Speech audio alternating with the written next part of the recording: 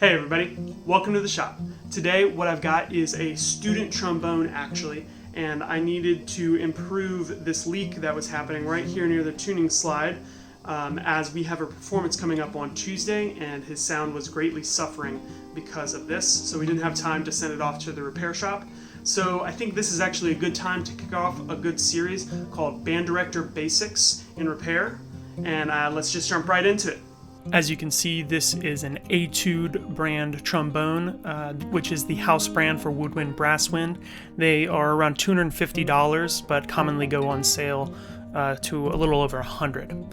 Here is the issue we're having with this instrument. As you can see, the tuning slide receiver just comes right out, and that close-up there shows how the solder, even from the factory, was never really there. It didn't penetrate deeply. This might have been them not using flux or a poor flowing solder, but that's the issue we're dealing with. So the first thing up that we need to do is clean this part off again for better flow of the solder, since that was their main issue. I need to hold this part on a mandrel, and I would prefer to have a slightly larger tube holding mandrel, but we're lucky that it's on this smaller side of the tube, and this will get the job done for now. I can hold it on that side while sanding over on this other side. And now that that's set up, what I'm doing is creating a strip of sandpaper that I can use to clean this area. The main goal is just that the fresh brass is exposed so I can get a better flow on the solder. And I want the width of that strip to be close to the width of that area or smaller, so that when I keep my motions fairly linear, I'm not scratching up any of the lacquer on the other sides of this part. Here I'm rotating the part so I can get to every side of this sanding operation, and I'm bracing it with my chest very lightly so that it doesn't move on me.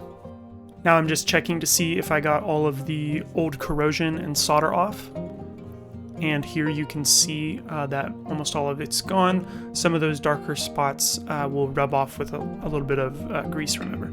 Here I just want to show you that the actual fit of this tube is fairly good. There's a good amount of resistance, but it slides very smoothly. So I am overall impressed with that tolerance on this horn, just not the finish of the actual assembly. Sorry you can't see this, but I'm just doing a quick dry fit of this part, and here's a better angle for that. It fits in nicely, and it's time to start applying flux to this area. I would prefer to hold this on a wooden trombone bell mandrel, but I just don't have that. I'm constantly trying to expand the tools that I have, but that does take some time. Here I'm removing some of the excess flux with a Q-tip. I just don't want it to overflow into any areas that I don't want it to. So I apply this to both sides of the part just to ensure that it gets a clean coverage. And remember, the flux actually, when it heats up, oxidizes and burns away and kind of removes any of the debris that is left. So again, I remove some of the excess flux. I don't want this to get onto the lacquer. I'm trying to keep this as clean as possible. And in an effort to do that, here in a second, you're going to see me create a barrier or kind of a heat sink out of a wet paper towel that I fold up, dip in water, and then I make sure it's very thin.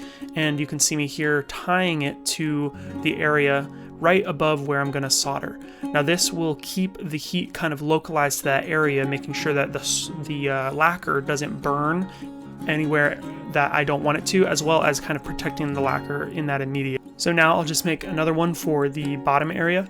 I have these placed fairly close to where I'm going to be soldering.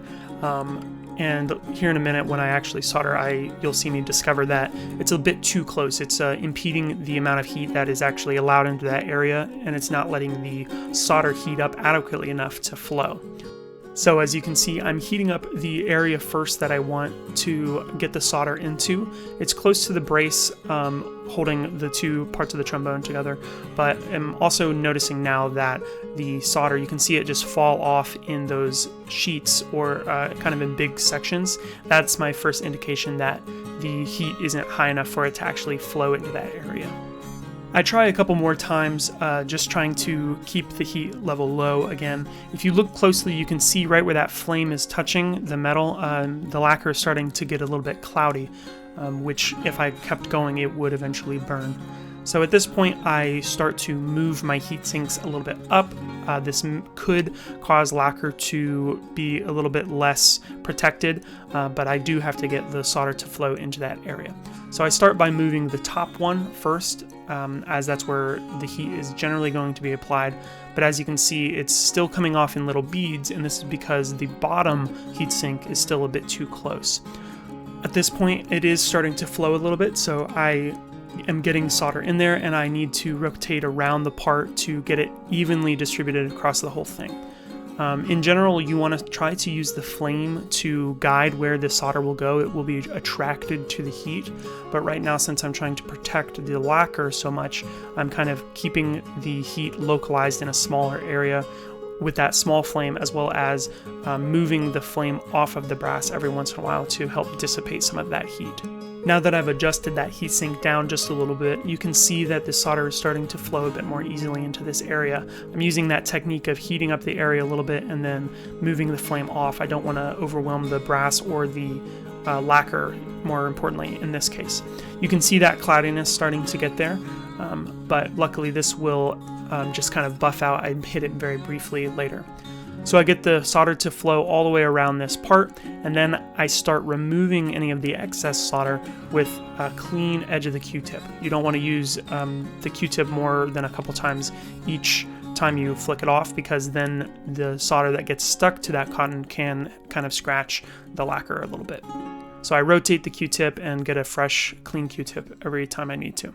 Occasionally you'll see that the Q-tip does kind of catch fire. I don't let this scare me. I've got a little bucket of water right there, and I can just get a new Q-tip if I need to.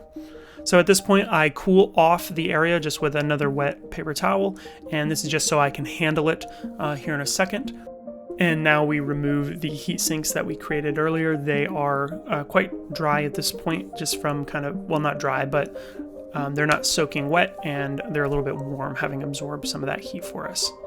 At this point, I do a quick cleanup of the area, as I need to get my buffing wheel on here so I can touch that area where the lacquer got slightly cloudy.